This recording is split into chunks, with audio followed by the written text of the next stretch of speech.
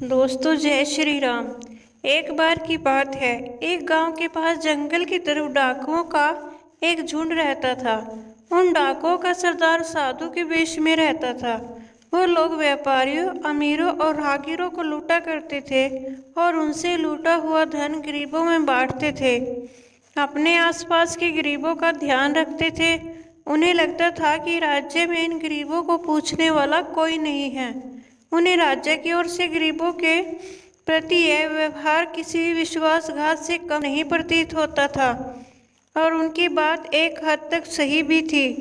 जिस जंगल में वो लोग रहते थे वहां तक राज्य सुविधाएं नहीं पहुंच पाती थी, परंतु इस वजह से उस उनके मन में व्यापारियों और अमीर लोगों के प्रति नकारात्मक भाव भर गए थे। एक दिन कुछ व्यापारियों का झुंड राज्य की राजधानी में लगे व्यवसायिक मेले से लौट रहा था। उनके पास व्यवसाय से कमाया हुआ बहुत सारा धन था, परंतु उन्हें उस रास्ते में और जंगल के बारे में पता नहीं था। वो चलते चलते वहां पहुंच गए जहां वो डाकू लोग रहते थे। सारे डाकुओं ने धीरे धीरे उन्हें चारों तरफ से घेर लिया और देखते ही देखते सारे व्यापारी डाकुओं के घेरे के अंदर आ गए और फिर वो डाकू उन सभी व्यापारियों को डराने धमकाने लगे। तभी उन डाकुओं की नजरों से बचाकर एक व्यापारी अपने धन का थैला लेकर धीरे धीरे भागा और भागकर वो पास के एक तंबू में घुस गया और जोर जोर से सांसें ले रहा था। भागते भागते थक गया था और डरा हुआ भी था। तभी उसने देखा कि उस तंबू के अंदर एक साधु माला जप रहा है। उसके हाँफने की आवाज़ सुनकर साधु जप से उठा और उस व्यापारी से गुस्से में पूछा कि उसने उसके जप में विघ्न क्यों डाला और आखिर उसने उसके तंबू में आने की हिम्मत कैसे की। इससे पहले कि साधु कुछ और बोलना पाता, व्यापारी ने धन से भरा वह थैला उस साधु को संभालने के लिए दे दिया और कहा, पूरे साल की मेहनत के बाद राजधानी के मेले में जो धन प्राप्त हुआ है वो आपको दे रहा हूँ। यह मेरे परिवार की रोटी के लिए है। हमें डाकुओं ने घेर लिया है। यदि हम मारे गए तो मेरे परिवार तक ये धन पहुँचा दीजिएगा, अन्यथा वो लोग भूख से मर जाएंगे। हम सुंदर नगर के निधि सरोवर के पास रहने वाले व्यापारी हैं। अब मैं जाता हूँ। यदि डाकुओं ने मुझे आपके पास देखा तो आपको भी मार देंगे। यह कहकर भागने लगा। साधु के मानो होठ सील गए हों, वह कुछ कह ना सका। जब व्यापारी के जाने का एहसास हुआ तब वह यही कह पाया कि तुम निश्चित हो जाओ, मैं तुम्हारे धन की रक्षा करूंगा। व्यापारी के इस विश्वास ने डाकुओं के सरदार को अंदर तक झकझोर दिया।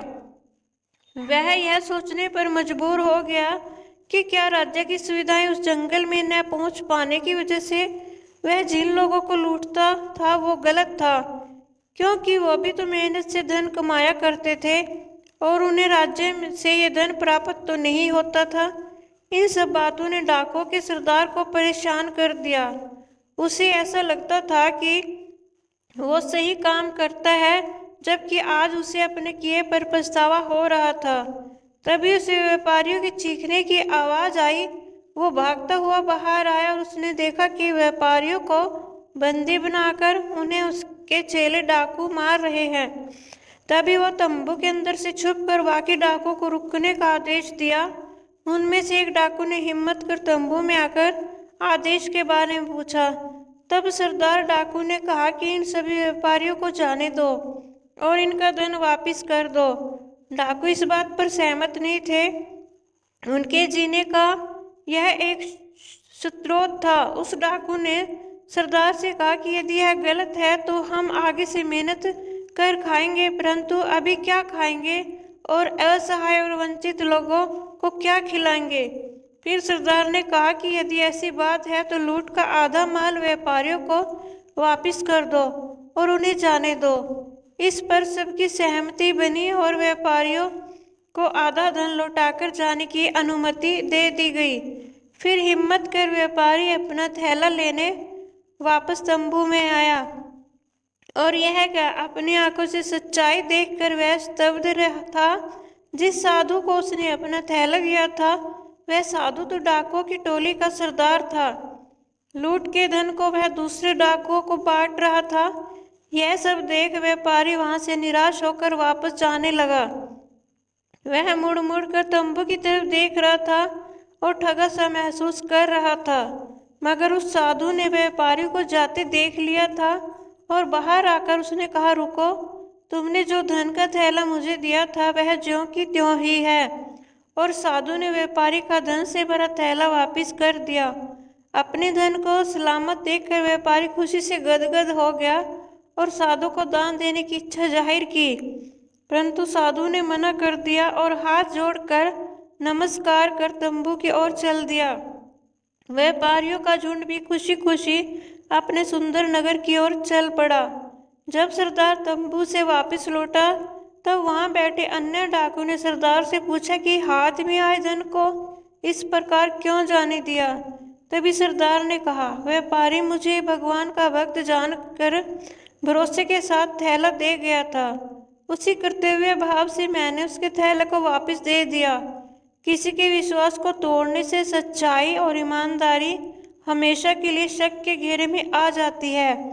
बिल्कुल वैसे ही जैसे राज्य की सुविधा यहाँ न पहुँच पाने की वजह से हमारा राज्य से विश्वास उठ गया और हम सच्चाई और ईमानदारी के रास्ते से भटक गए।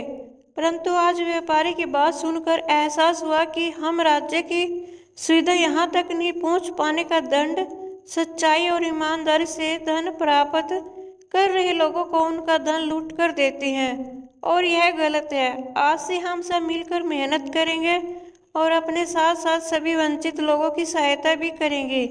अब सरदार की बात से सहमत हुए और डकैती छोड़कर ईमानदारी से धन कमाने की प्रतिज्ञा ली। दोस्तों, मेरी यह वीडियो देखने के लिए आपका बहुत बहुत धन्यवाद। जय श्री राम।